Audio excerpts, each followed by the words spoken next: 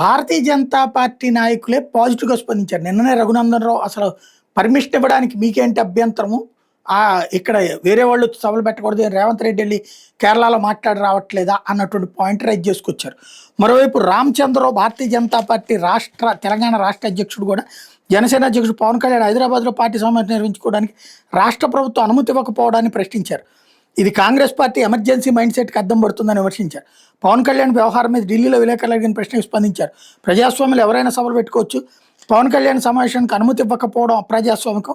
కాంగ్రెస్ ప్రభుత్వ నిర్ణయాన్ని ఎన్డీఏగా మేము తప్పుపడుతున్నాం అంటూ ఆయన విమర్శించారు. మరొక వైపున చూస్తే భారతీయ జనతా పార్టీకి సంబంధించినటువంటి రమేష్ నాయుడు రాష్ట్ర కమిటీకి సంబంధించిన నాయకుడు పొన్నంకి ఘాటుగా స్పందించారు. పొన్నం కాంగ్రెస్ గారు భారతదేశంలో పుట్టిన పవన్ కళ్యాణ్ గారికి తెలంగాణలో అడుగుపెట్టే అర్హత లేదంటున్నారా? ఇటలీలో పుట్టి ఇండియా పౌరసత్వం తీసుకున్న సోనియా గాంధీ దేశమంతా తిరగడం సరేనా? కర్ణాటకలో పుట్టిన మీ అధ్యక్షుడు ఖర్గే గారు తెలంగాణలో రాజకీయాలు చేయడం సరేనా? రాహుల్ గాంధీ ద్వంద్వ పౌరసత్వ ఆరోపణల మధ్య దేశం మీద ప్రయాణాలు చేయడం సరేనా? తెలంగాణ భారతదేశంలో భాగం కదా, భారతీయులందరికీ ఒకే దేశం కదా. మీరు రాజకీయ లాభం కోసం ప్రాంతీయ భావాలను రెచ్చగొట్టి తెలంగాణ ఆత్మగౌరవాన్ని కించపరుస్తున్నారు. పవన్ కళ్యాణ్ గారు తెలుగు రాష్ట్రాల నాయకుడు. తెలంగాణ ఉద్యమంలోనూ ప్రజల మద్దతు ఉంది. ఇలా విభజన భావాలు రెచ్చగొట్టడం ద్వారా కాంగ్రెస్ తన అసలు ముఖాన్ని చూపిస్తోంది. తెలంగాణ ప్రజలు ఈ కపటత్వం గుర్తించి సమాధానం ఇస్తారంటే ఆంధ్ర నాయకుడు కూడా మాట్లాడుకొచ్చారు. ఇదే సందర్భంలో ఏదైతే విష్ణువర్ధన్ రెడ్డి లాంటి వాళ్ళు మరింత ఘాటుగా స్పందించుకొచ్చారు. ఏదైతే తెలంగాణలో బతకాలంటే పాస్పోర్టు వీసా ఏమైనా ప్రత్యేకంగా ఉందా? రేవంత్ రెడ్డి గారు ఏకంగా అధికార కాంగ్రెస్ పార్టీ ఎమ్మెల్యే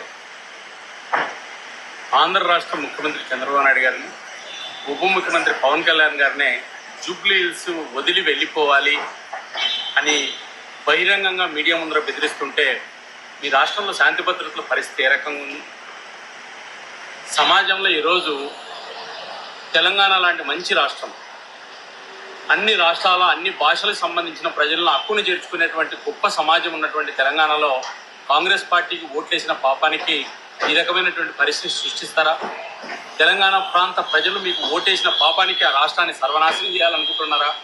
ఈ రకంగా బెదిరిస్తే పెట్టుబడులు మీ రాష్ట్రానికి ఏ రకంగా వస్తాయి? తెలంగాణ రాష్ట్రంలో ఈ రకమైన మీ ఎమ్మెల్యేలు విచ్చలవిడిగా రెచ్చిపోయి మాట్లాడుతుంటే చర్యలు తీసుకోరా? తెలంగాణలో భారతదేశంలో ఉన్న చట్టాలు ఆ రాష్ట్ర డీజీపీ గారు అమలు చేయరా? ఎమ్మెల్యే మీద ఎందుకు చర్యలు తీసుకోలేదు? తక్షణ డీజీపీ గారు కేసులు రిజిస్టర్ చేయాలని భారతీయ జనతా పార్టీ డిమాండ్ చేస్తుంది.